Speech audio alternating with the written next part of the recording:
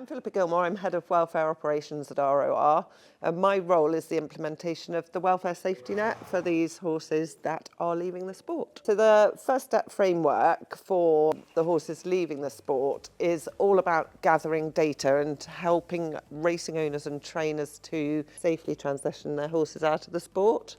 So it's understanding who the horse is when he's leaving training, but also providing a safe route for that horse into the leisure world.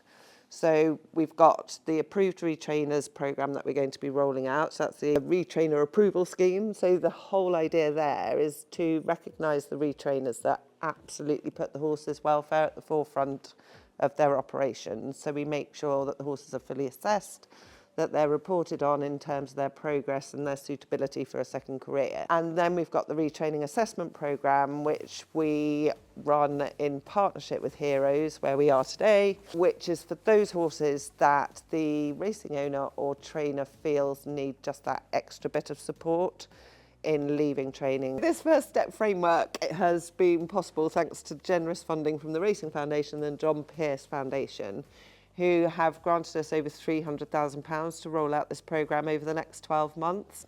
During this 12-month period, the industry are identifying suitable funding streams to support the programme going into 2026. ROR are responsible for the well-being of this wonderful breed. We've always operated a safety net for those horses that are at least one step away from racing. So the retraining assessment programme is really important to actually provide that support immediately they leave the sport, which is often when they are at their most vulnerable because they're transitioning into a completely new lifestyle. So that's where the retraining assessment programme is fundamental to the expansion of our remit for the well-being of these horses. So our partnership with Heroes is fundamental to the success of this programme.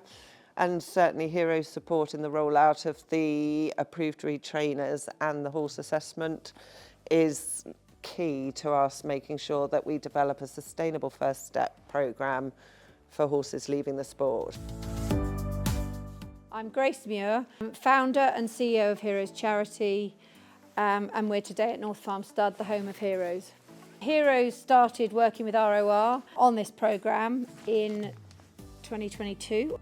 We've completed 2 years, we've gained loads of learning from what we've done so far, and I think it's an amazing programme to absolutely protect horses leaving training. And it means that we take horses from an experienced place with the right history, and we get the sort of right deal about them when they come in, and we can make better assessments and they have a safer trip through the system. So once a horse has been agreed to come on the programme, the horse comes in and it's fully assessed. We then, if there's anything that needs work to be done on the horse or rehabilitation or just time, the horse will get that downtime. All the time through the programme, behaviour is noted, the way the horses settle is noted, are they good in company in a field. We look at all of their behaviour traits so that we can pass this on to the next people that have the horse. One very special case came from a well-known trainer. The horse clearly wasn't a racehorse. He wasn't settled in that environment for whatever reason.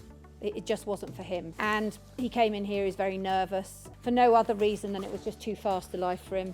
He came in here, we did work with him to settle down. He got the most amazing home. It was a great ride. There was no problem with that.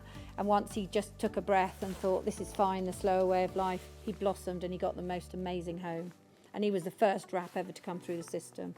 I'm just so worried about the situation of horses leaving racing in the UK, because I've always thought it's a real big thing that we expect trainers to do, rehoming all these horses. It's a risk to them and it's a risk to the horses. And even though people don't actually understand the huge intricacies and experience that goes into retraining horses and making their lives safe and giving them a new life after racing, actually it's a really experienced field where we're trying to get a sort of community nationwide, because it takes everybody to do it who should be in that group, upskill everyone, give them support, help them to carry out this so that we can have a great infrastructure. RAP's going to hugely improve transparency Because at the moment there's a lot of horses leave racing and then they get bounced from dealer to dealer. There's a lot of sharks out there who actually just want the dollar for the horse, and the horse goes down the slippery slope and people taking them aren't aware of issues the horse could have that may be dangerous.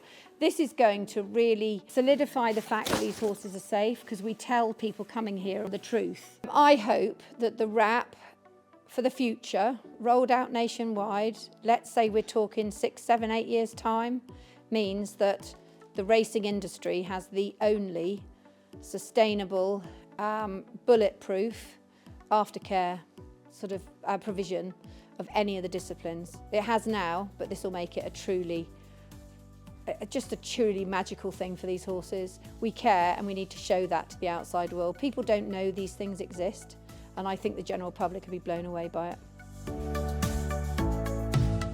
This First Step support programme is fundamental to ensure that all horses have the opportunity to have a good life after racing.